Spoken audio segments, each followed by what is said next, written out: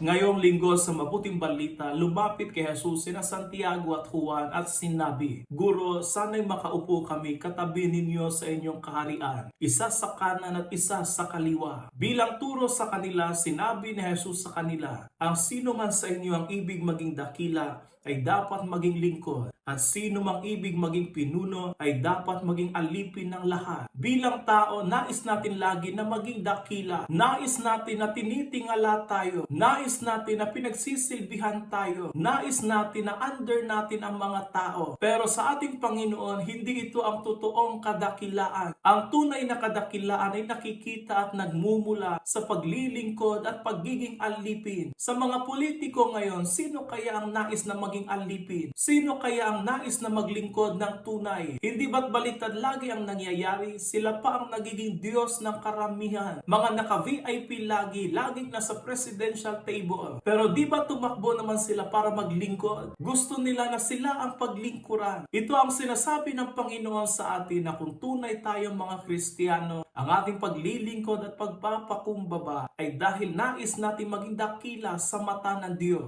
Nawa lahat tayo ay tunay ang paghahangad na maging dakila sa pamamagitan ng paglilingkod at pagpapakumbaba.